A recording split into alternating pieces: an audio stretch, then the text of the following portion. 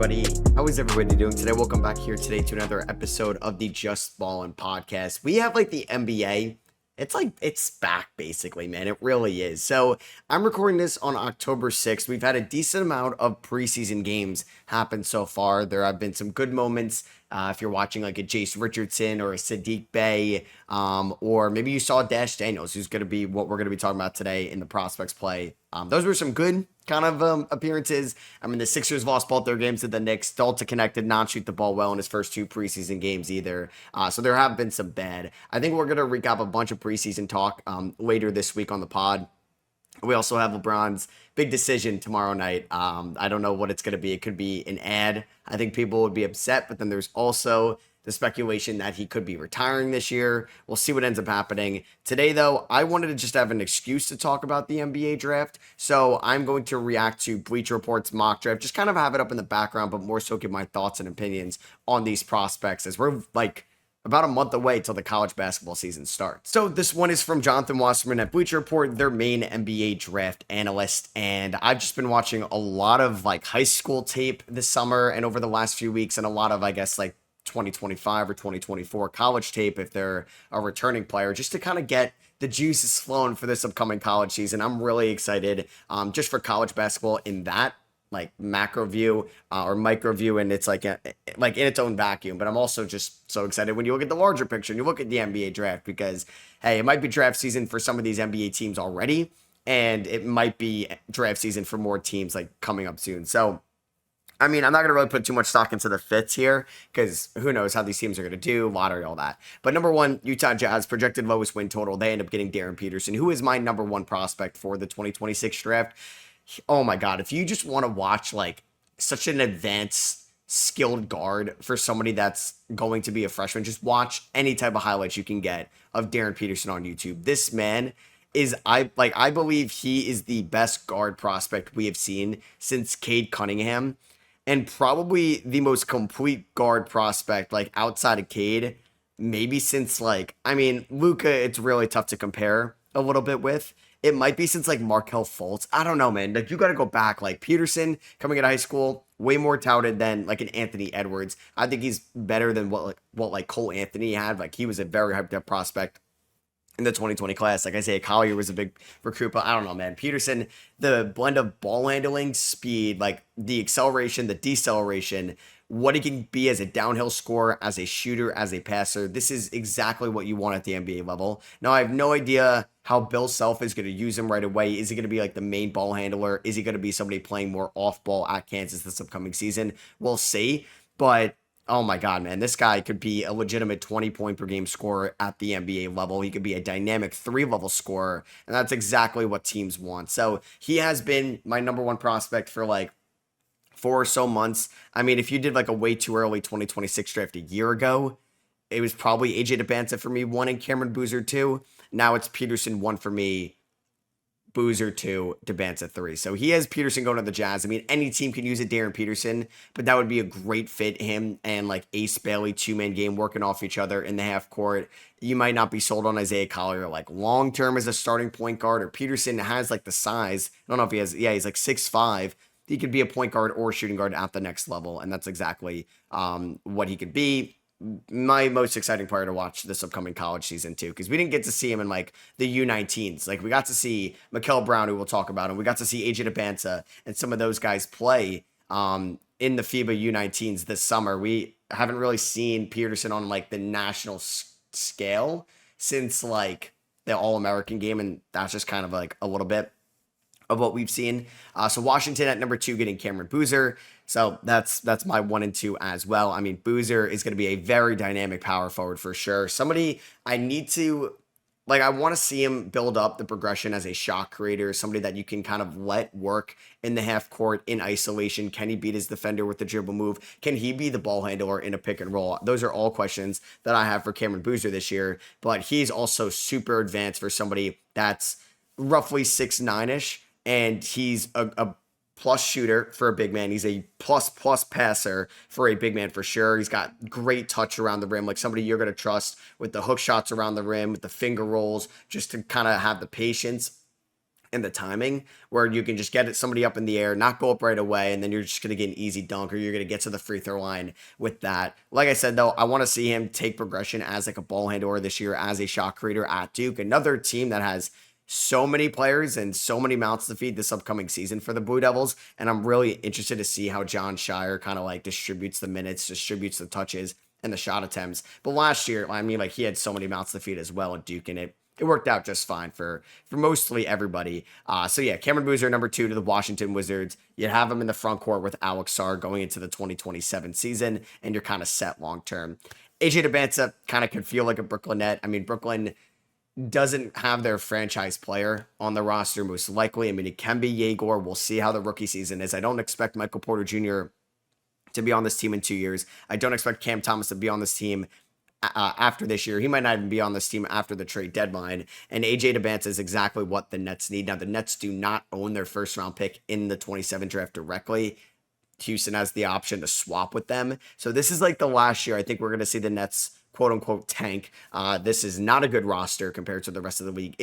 It's more intriguing than last year for sure. I'm more excited to watch like Traore and Saraf and Wolf and Powell and some of those guys more than I was like Dennis Schroeder for a losing team and Cam Johnson for a losing team. And those guys are gone now. We'll see if Cam Thomas gets traded this upcoming season.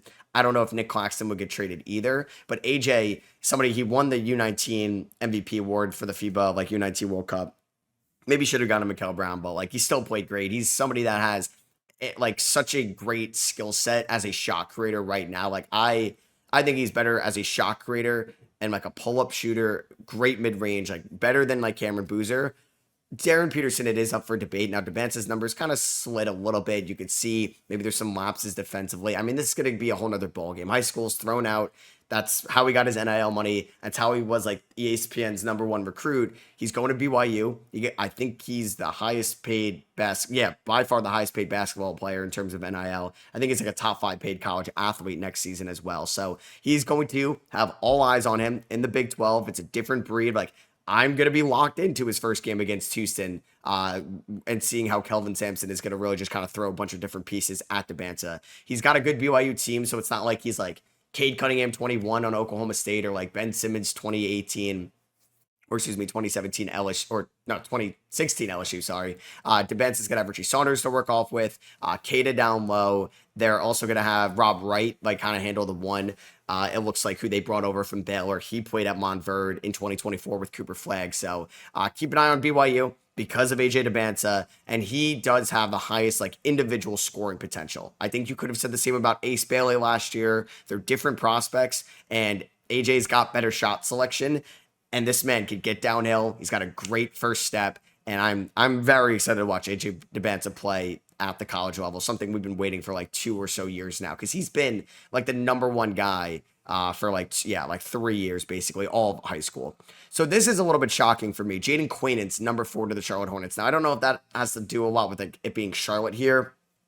Quaintance is one of the more intriguing returning guys. So he played at Arizona State last year. There were some highs for sure defensively. Like he's going to be up there as maybe the best defender overall, or at least big man defender in this draft class. But unfortunately, he tore his ACL in February. And what he did, because he like, I don't know if there's other like cases like this, but he basically reclassified in a way, but was going to be 17 years old on draft night. So he could not, or I don't know if he was 17 on draft night, 17 by like a certain date where he had to do 2 years of college basketball, no matter what. And obviously with the NIL, Kentucky threw a bag at him. And it seems like he might not start off the season like at full strength, which is already a little concerning, coming off a major injury. ACLs, though, not what they used to be. But man, this guy is bruiser down low, physical inside. He's going to block multiple shots tonight this year for the Wildcats when he comes back.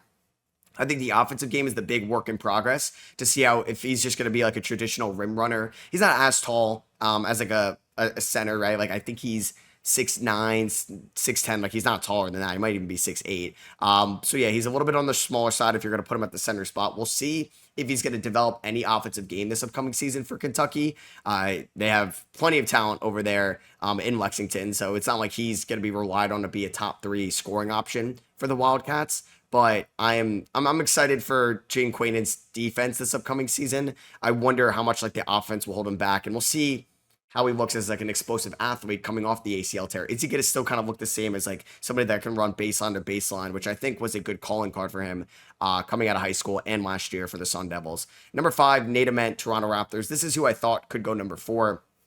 I think 247 Sports, which I think is owned by CBS, has Nate Ament as like the number 1 high school guy. Crazy. I disagree because I think Nate has maybe a couple more flaws right now than Peterson or Boozer at the top. But this man hits a late growth spurt. He's got guard-like skills for somebody that's like 6'10 now. Definitely needs to get more physical. Definitely needs to put on some muscle throughout college. And hopefully Rick Barnes can make him actually be their best like kind of freshman since Kevin Durant. So, or like Rick Barnes at Tennessee. That's who he coached Kevin Durant. Nate Ament, like said, Rick Barnes is somebody he wants to go to. Although he hasn't really produced that much NBA talent at the top of the draft. Like Dalton Knecht was on the older side, and he was a multiple-time transfer as well. So Ament, though, can finish down low. He can handle the ball extremely well. I think he just has to be more physical, and that's the big thing with him. How is he going to absorb contact? It's going to be a stronger, quicker, overall just faster pace than it is in high school, and it definitely will be at the NBA level. I think he's going to end up as like a polarizing prospect, but we'll see. Next up, we have Koa Peat here at number 6. I think Koa Peat is like the definition of a high floor, lower ceiling prospect to some of these other guys. He was great for the U19s in the FIBA World Cup this summer. He's very physical down low. So this pick is actually going to Atlanta via the Pelicans. And yeah, Toronto gets Nate Ament in this mock for all you audio people out there. But Atlanta gets Koa Peat here at 6 via the Pelicans, which is just like, should we have traded Derek Queen? I don't know. But then it comes down to like Derek Queen or Koa Peat. And that's something you can live with. But if it came down to Derek Queen or Darryn Peterson, that's maybe something you can't live with. So Koa Peat going to Atlanta would be a great spot for him with a pass first, like one of the best passers in the game in Trae Young running the show for him. I think he also has great patience and touch around the rim, and he knows kind of when to go up. He knows when to try to make a dribble move. He knows when to try to make a post move. And I think he just knows his game and his skill sets right now. I also do wonder how he's going to be as just like an overall offensive player. Is he going to be somebody that can maybe attack a closeout, drive on the baseline, or is he just not going to have that athleticism or that quick first step this upcoming year for the Wildcats? Tommy Lloyd just produced a lottery pick last year in Carter Bryant. I expect to see hopefully a little bit more from Koa Peat than we saw from Carter Bryant last year, because Carter Bryant was like stand in the corner, catch and shoot, 3-and-D guy. Good at that role, and that's probably what he's going to be at the NBA level. But I think Koa Peat has a chance to be a little bit more physical inside at, I think, around 6'8". Yeah, that's what they mentioned. Next up, 7, Mikel Brown. I was wondering to see when he was off the board. I mean, Mikel, if you have like Peterson as like a 2 guard maybe, Mikel is definitely the best point guard right now going into next year's season. He's somebody that you could make an argument should have won that FIBA World Cup MVP over AJ Dybantsa. But oh my God, man. Shout out to Louisville and Pat Kelsey getting Mikel Brown Jr., who's Louisville's probably most interesting recruit since Donovan Mitchell. And I don't even know if them at the time thought Donovan Mitchell was going to be what he was or what he is at the NBA level. Brown, fantastic ball handler, super quick, good first step, can finish at the rim. And he's somebody that could maybe turn it over at times. We'll see. But he's a great passer. He's already, I think, advanced for his age there. And he's also a good 3-point shooter. So that is huge. I mean, they also mentioned that they're listing Mikel Brown at 6'5". I don't think he's 6'5", but man, if he is, that would be kind of incredible. And you're adding that layer to your game as well, where you're able to finish over guys and use that athleticism at the rim. But yeah, he's definitely been someone that's rising up like everybody's radar because of what he did in the U19s. This pick is actually going to Memphis via Phoenix. I don't know if they could play together with him and Ja, but Ja's like week to week with an injury. We're not going to see Triple J, Zach Edey for a little bit, and Brandon Clark. More so, Edey's going to miss the most time than Clark than Triple J, I believe. There's a really good chance Memphis has 2 top 10 picks next year with their pick and Phoenix's pick, and there's a good chance I think Memphis ends up as one of the worst teams in the West just because of injuries. I think they have all the talent still to be a playoff-ish team, even after trading away Desmond Bane. It's just like they've been so unlucky with injuries over the last 3 years, it feels like, and it hasn't gotten away, even though they were a little bit back to strength last year. So number 8 here, Portland getting Chris Sinak. I think this would be kind of disappointing if Portland was picking at 8, given what they did in the second half last year. So Sinak is like, he's like a 4 or 5 as well. It's like trying to figure out what Cameron Boozer is going to be at the NBA level, what Jayden Quaintance is going to be at the NBA level, like who's going to be the most traditional 5. I mean, I think Cameron Boozer is more of like a 4, especially offensively. Sinak, though, I think has the chance to be the best just pure center in this class. I like Quaintance defense. We've seen more from Quaintance, right? Like we're about to watch Chris Nack play at Houston, who's going to be loaded next year with JoJo Tuggle coming back, Miles Uzan coming back. They also have Isaiah Harwell, who we're going to get to in a little bit as well. So they're loaded. And Sanak, though, has a clear path just to be like the center one on this roster, catch lobs, protect the rim, set good screens, and that will still earn yourself. Like Donovan Clingan did basically that at UConn for a team that did win 2 national titles, and he went, 7th to the Trailblazers in 24. This would be wild, though, to go 3 centers in a row with Clingan 24, Yang 25, and Sanak 26. Don't know if I see that happening. They definitely could use another shooter. So I don't know who's going to be the next best shooter from this class. Hey, that's what we're going to have to watch the college season and figure out. Number 9, Tonde Yesufu, going to the Miami Heat, right around the range where I have him in my prospect rankings, and I've really enjoyed watching Yesufu, who I didn't really know too much about until the Nike Hoop Summit, and he stood out to me. I knew he was going to Baylor, and then Scott Drew has had a pretty good track record now of producing first-round talent. Yves Missi and Jacoby Walter in 24. 2025, you had, I don't know why 2022, you had Sohan. 23, you had Keontae George. They had a first-round pick in 25. Why am I drawing an absolute blank on this one? Is it oh my God, they had a first-round pick in 25. I know they did, because it's a streak they're on. Why can't I remember who played at Baylor last year? Is it a guard? Oh my God, it's going to piss me off. I don't know why I'm drawing an absolute blank. Hold on. Actually, so embarrassing. It's literally VJ Edgecombe. I literally see VJ Edgecombe at Baylor there. That was bad. It's been a long day for me.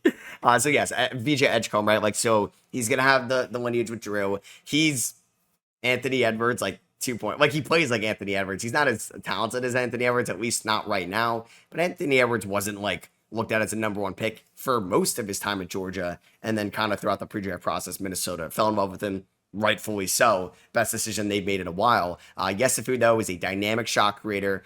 He's very physical down low. Something I worry about, Nate Ament scoring at the rim, or some of these other guys, I'm not worried about Yesufu. He's very strong, low to the ground, and that helps out his defense. He is one of the better perimeter defenders, in my opinion, in this incoming freshman class for the 2026 draft. Miami just needs upside at this point. So if Miami's picking 9, it's a disappointing season. And if he's the best player on the board, that's who they would go.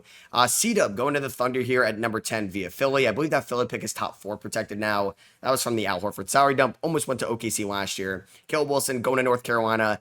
I don't think he's going to have the defense or the rim protection to be a 5, so he's going to be a 4, and the big thing with him will be the ball handle and the three-point shot, because if neither of them take a step forward this year, then you're going to maybe worry what is his positional value at the NBA level if he's going to be a consistent three-point shooter. I mean, I don't think Hubert Davis did a great job. Drake Powell ended up going 22nd, so I guess he did a good job there. But Ian Jackson left, went to St. John's. Elliot Cadeau left, went to Michigan. This is going to be a different UNC team, but there's a chance that Caleb Wilson can be the 1, 2, 3 scoring option on this team. We'll see how the rim touch is going to be, at least to start off the year. I think it can get a little volatile, a little inconsistent, but if I don't know, because I think he's a great athlete. I think there's room to work on inside the paint. I guess he's going to start at the 4 for the Tar Heels this upcoming season. I mean, there's a chance he could not even be in this conversation at the end of the year. Because if you remember, a year ago, we were talking about Jaleel Bethea and in the same tier as a Yegor or Trey Johnson. And then he didn't have a great season in Miami. So this is all going to be so fluid. This is definitely the highest I've seen Caden Boozer yet. 11 to Sacramento in this mock. I could see Darius Acuff maybe a little bit higher than Caden Boozer. He has Boozer going ahead of Tahad Pettiford or Boogie Flynn, those returning point guards as well. I mean, Caden, obviously the brother of Cameron Boozer, son of Carlos Boozer, got the size, he's got the passing ability, and I think he's got one of the higher basketball IQs from the guards or just from any player in this draft class as well. I think he holds his own defensively, and maybe that's just what people want. He's not Davion Mitchell, but he's just somebody that's not going to turn the ball over, be a good three-point shooter, find his teammates, and just play winning basketball. I don't know if that's what Sacramento needs as well. They might need high upside, but Caden Boozer could, if he plays exactly like that at Duke, who doesn't have that much point guard depth, he easily can have the workload, the opportunity, and the usage this year to play himself into a lottery pick. So Braden Burry's 12 year to Chicago, I think is a very interesting player in this class as well. It's kind of in that tier 2 of guards. You have Dame Sarr, you have Isaiah Harwell. They're kind of all over the place in everybody's mock. There's no consensus on these rankings right now. I'm a little lower on Berries, but I'm excited to see him at Arizona, who I should have mentioned before when we were talking about Koa Peat. So like Tommy Lloyd's got 2 top recruits coming in Berries and in Koa Peat. He's a very skilled player with the ball in his hands. He's a great athlete, runs the floor, great in transition. And it's just like, how much is Arizona going to invest in him? How much is he going to be able to show off his isolation shot creating abilities at Arizona this upcoming season? And I think it's just going to be a workload thing. A little bit like, I don't know, he's 6'4", so it's just like fine shooting guard height at the next level. We'll see how the passing ability is going to be this year as well. Isaiah Harwell, who I mentioned before, he's going number 13 here to the Dallas Mavericks. So Houston has 2 lottery picks with the incoming freshman.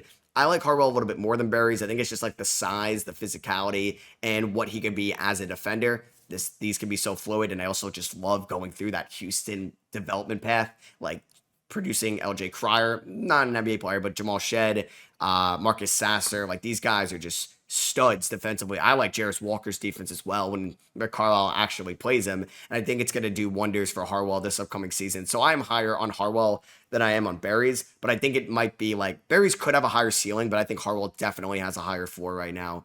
And then Kareem Lopez at 14. I'm a little bit higher on Kareem Lopez. He's off to a good start for the New Zealand Breakers. Their season's in full effect right now. 17 years old last year, played there. And so far this season, he's averaging around like 11 points, 4 rebounds. He's shooting 45+% from 3. I think with the wingspan, his like defense is going to be NBA ready right away. And he's a great ball handler for somebody at his size. He also has great patience around the rim. It's just like, how's the confidence going to build up? Will he have any type of shot creating ability at the next level? Or is he just like a stretch 4, 3-and-D guy, which is completely fine. Like Carter Bryant was just selected 14th in this spot for that reason. So Kareem Lopez going 14 to San Antonio in this mock via Atlanta. Harwell goes to Dallas at 13. Berries goes to Chicago at 12. It's just Chicago at 12 once again is hilarious. All right, so coming in at number 15, the Indiana Pacers, who are probably happy they got their first round pick back, selecting Braylon Mullins here out of UConn. I think another person in that Isaiah Harwell, in that Braylon Burries tier as well. Just all those guys, or Braden Burries, excuse me. These kind of guards that are lengthy, switchable, they have immense upside. It's just like, how is it going to be at the NBA level? Mullins does have better size than a Berry. Is kind of similar in a way to Harwell, maybe not as strong and physical right now. I mean, Dan Early's produced a couple first-round picks in a row, right? Like Hawkins in 23, Castle and Klingon in 24, Liam McNeely in 25. Definitely a path for Braylon Mullins to be a first-round pick this upcoming season. And yeah, like these guys are not going to be in the same tier at the end of this, right? Like Mullins, Berries, Harwell, like they all could separate themselves. So here we go. We got Memphis making the playoffs in this mock. Okay. Tahad Pettiford here at number 16, the Auburn returning point guard, somebody that definitely could have been a first-round pick last year. I thought he played great at the Combine in Chicago in May. He opted to withdraw. Obviously, with the NIL, you can probably make more money at Auburn, which has a lot of resources to basketball NIL, than you could as like the 29th overall pick or 31st overall pick. He was just a freshman last year, and now with like Bill or with Bruce Pearl gone, I don't know how much that's going to change. There was rumors he could leave, but no, he's staying at Auburn. He's going to handle the ball a ton this upcoming season for the Tigers. And we saw when the ball was in his hands last year, he was a very, very skilled point guard. 3-point shot looked good. He operates very well out of the pick and roll. Workload's going to be up. The experience is up. He tested the waters throughout the Combine. He could end up as one of the best point guards in the country, both at the collegiate level and from this draft class as a whole. So Milwaukee gets Dame Sarr here at 17. Dame Sarr, it'll be interesting to see also what position he is. A lot of interesting stuff. I know I'm saying that word a lot, but it is like we're in that time where there's so many intriguing storylines and outcomes from this upcoming season, where Dame Sarr was like a late get for Duke in the recruiting cycle. They had a chance to get Cedric Howard. He committed there, and then he went to the draft. So they replaced him with Dame Sarr, who has guard-like abilities, and I think could be like a backup point guard at one time, but maybe he's going to be more a 2 or a 3. I love Isaiah Evans next year in Duke. So I wonder, like, is Sarr going to have a good enough role to actually have enough, I think, eyes on him to be a lottery pick or close to that? We'll see. But we've already talked about 2 boozers. You have returning Isaiah Evans, who I like a ton. Dame Sarr here. A lot of mouths to feed in Duke and in Cameron. I just don't know if, or Durham, excuse me. I don't know if they're all going to pan out. It'll be tough. Carter Knox, people are very intrigued about going 18 here to the San Antonio Spurs, or to the Hawks via the Spurs from the pick swap. Carter Knox, younger brother of Kevin Knox, he kind of came out of the gate slower last year. He was committed to Kentucky. Coach Calipari leaves. He follows him to Arkansas, but he finished off on a very strong note. He had some intriguing moments in the tournament as well, where Arkansas pulled off like the St. John's upset, and they made it, I think, to the Sweet 16. But he's a dynamic scoring guard as well. Somebody that's got good size, good ball handling ability, physical, wants to be aggressive, and shows that he wants to just kind of attack the rim, absorb contact, and embrace the physicality aspect of the game. It's just year two. We'll see how it works out here in Arkansas. Hans Steinbeck, who was a standout player for the U19s in Germany, going 19 here to Boston, Washington big man. I mean, it's not the greatest big man class on paper right now, or at least for true centers. Steinbeck does play a little bit more, I think, traditional 5 spot, and he's a good post defender. He's very physical inside. He has like that Euro style of play where he embraces ball movement, works out of the pick and roll as the screener, and is not going to have like that much of an offensive ceiling. I mean, Washington can be intriguing this year, with JJ as well being there, but we'll see. Boston going big man there at 19. LeBaron Philon there at number 20. Another point guard that could have been a first round pick in last year's class for the Alabama Crimson Tide. He's staying there at Alabama. He withdrew late in the process, kind of like Tahad Pettiford, and he could have that Pettiford rise this year as well. I will be very interesting, or I'm going to be very, I got to stop saying interesting, I'm sorry. I'm going to be locked into like Pettiford versus Philon in SEC play throughout the year. And it'll be nice we get to watch them play each other in SEC play. We have Yaxel Lendenberg at 21 here. Kind of a sneaky like National Player of the Year candidate.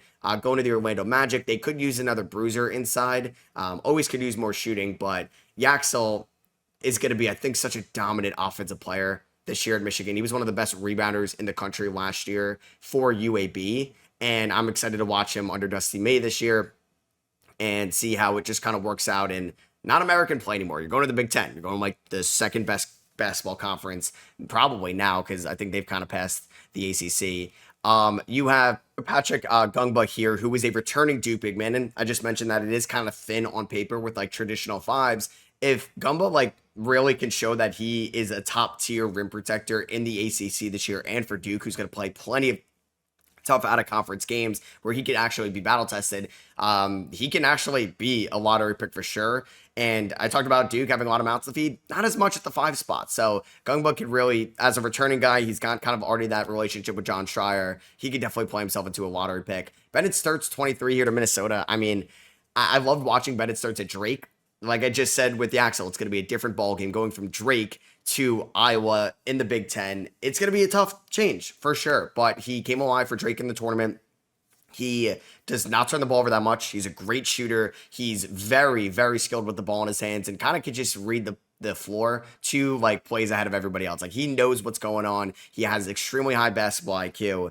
And yeah, that's like for somebody that's not like the best athlete in this class by any means, but he can outperform you with his basketball IQ, with his patience out there on the floor, and it'll be a tough test for him at Iowa, but I think he could definitely be a lottery pick as well. Isaiah Evans, so he's going to Minnesota in this. Gungba's going to Golden State. Yaxel, I mentioned Orlando. So next up at 24, we have Isaiah Evans going to Duke.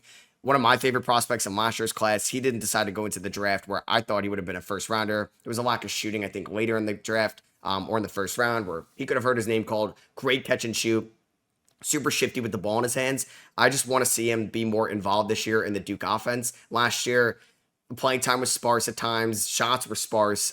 There were some really good moments. I love the hustle and the energy he brings out there. It could be against like any team, and he's going to be diving for loose balls. I really enjoyed like him sharing the floor last year with Con Knipple. We have Anthony Robinson, who I know like a little bit about. Definitely somebody I want to keep an eye on. Mizzou almost had a drafted player last year in Tamar Bates, but he has Anthony Robinson going to the Lakers here at 25. Last year, he was on a short list of NCAA players to put up a 25 assist percentage, 5 steal percentage, and 60% true shooting. And hey, in SEC play, that is very impressive, which is kind of taking the mantle as the best basketball conference right now. And he's going to the Lakers, Miles Bird going to the Thunder at 26. People thought he could have been a first rounder last year. I didn't see the Miles Bird appeal, especially in the first round. He did not shoot well at the second half part of the season for the Aztecs. So we'll see if he's going to just be more, I don't know, creative. Is he going to develop as a passer, as a defender? Could this be like Hunter Salas 2.0 type? We have LeJon Watts going here to the Thunder at pick 27. He's going to be playing at Texas Tech, I guess replacing like Darren Williams over there as well. So he was at Eastern Washington last year. Yeah, he actually mentions he's taking his spot at Tech. I'm really excited to watch Kristen Anderson, who he mentions here. I think he could be a first round pick. He was great for Team Germany in the U19s, where we actually got to see like a lot of these college prospects. That's why like whenever you get these U19s or U18s, you can actually watch people that you're about to watch all throughout the season in conference play and out of conference play and March Madness play, and they're trying to be NBA prospects. Thomas Huck here going to the Cavs at 28. He could have been a fringe first rounder last year. I mean, Condon as well. Both of them decided to stay at Florida. And Hall, I think it's Hall. It's not Huck. Tyler Shuck in the NFL is like confusing me now, but I think it's Thomas Hall. He's a good passer for a big man. He plays very well in this Florida offense. I wonder if he'll be more versatile, though, at the NBA level. I think that's something you're going to have to figure out as a scout. JT Toppin, 29 here at Denver. I mean, this guy could win National Player of the Year this upcoming season. So skilled around the rim, super physical inside. He could have been in the first round, but hey, that Texas Tech NIL money was more appealing to him, at least, than it was to go in the first round of the NBA draft. It sucks Texas Tech was not able to keep Darren Williams, but they could definitely have a couple players getting drafted. And then you have Alex Condon in that front court with Thomas Haw going to the Wizards at 30. Not as skilled maybe as a passer, solid around the rim. I don't think he's going to be like a great rim protector in this draft either. Maybe that's why he's sliding here at 30. But Florida is so stacked with those guys. Xavier Lee, Boogie Fland. They're going to be unreal in 2026, trying to defend the crown. Malik Thomas going to the Jazz here at 31, going to Arkansas. Just see if there's going to be an opportunity for him next year. Like Justin Edwards reminds, and like, I don't know, Justin Edwards with Cal Poly a couple years ago just didn't, he was like one of the top high school recruits, but didn't really play all that much. And I don't know, DJ Wagner didn't work out, was better at sometimes last year for Arkansas. There's just always a lot of mouths to feed there. You have Paul McNeil going to the Wizards here at 32 from NC State. Just going to kind of rattle these off quickly. It's surprising to see Dash Daniels this low at 33, playing for Melbourne this year. They just scrimmaged the Pelicans in a preseason game. I think he's going to be a first-round pick. I think the defense is pretty close to his brother Dyson, and he will be a first-rounder. Going to the Nets here in this mock. Mario St. Superi, Gonzaga point guard, to the Hornets here at 34. Sergio Delaria, who was on the radar to get drafted last year, to the Raptors here at 35. We'll see how he plays in Spain this upcoming season. Will he be still as good as a three-point shooter and probably a higher workload or larger workload? Pelicans, Boogie Fland at 36. I don't like that fit. I don't think they need another player like Boogie Fland, who probably will go in this range. You have this mega basket. They always have somebody, right? Because you had, I think that's where Bogolja Markovic played. I'm not even going to say his name. Shrentik. Yeah, we're going to learn about him this upcoming season. Cam Williams, Kentucky. I like Cam, man. I mean, where did he play last year?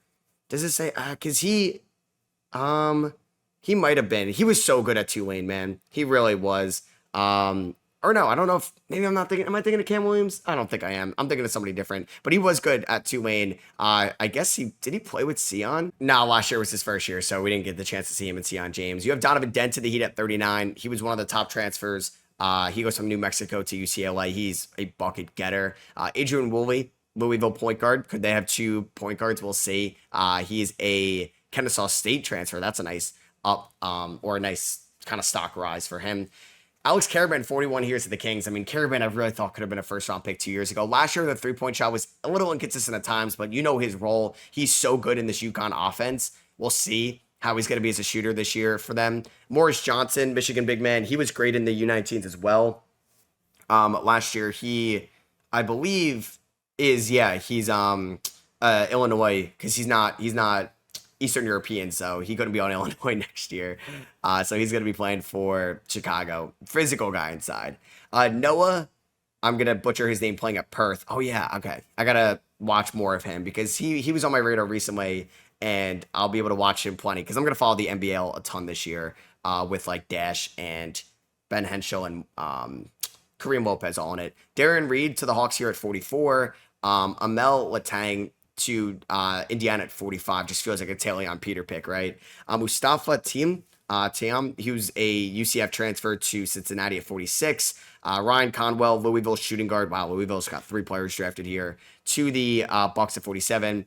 Braden Smith, one of the best passers, one of the best players in the country, to the Spurs here at 48. Out of Purdue. Richie Saunders, who I mentioned before, playing with AJ Dybantsa at BYU. Celtics at 49. Dalen Swain, who I liked as a sleeper last year, goes from Xavier to Texas here at 52. Detroit. Ian Jackson, mentioned him before as well. UNC to St. John's to the Magic at 51. Wesley Yates, USC to Washington to the Warriors at 52. John Pierre, Wichita State shooting guard to the Timberwolves at 53. Miles Uzan, mentioned him before as well. Houston is loaded. I wonder if JoJo Tuggle is going to get drafted here. I would love to see Miles Uzan in New York for sure. Tomislav Visic to the Lakers here, 55. Thought he could have got drafted last year. Him and his brother playing together now, right? In Zavonimir. I think Zavonimir transferred to Illinois. Mario Dickerson to the Clippers here at 56. Going from RMU to USC. Otega Owe to the Rockets there at 57. He could be competing for the Wooden Award this year for sure. PJ Haggerty to the Cavs here at 58. He left Memphis to go to Kansas State. Xavier Lee, who left Princeton to go to Denver, 59. Thought he could have got drafted last year. He left Princeton to go to Florida. Is that what I said? I don't even know. And then Terrace Reed, the UConn center, to the Thunder at 60. So I wanted to go through the second round. Just a lot of names that I wanted to talk about that we're going to hear a lot about throughout this upcoming season. The NBA season starts in 15 days. College season is going to start very shortly after that. I hope you guys did enjoy this episode of the Just Ballin' Podcast. If you did, I would appreciate you leaving a thumbs up. Hit that rating and review button on Spotify or Apple Podcasts if you're listening over there. Catch you guys in the next one. Peace.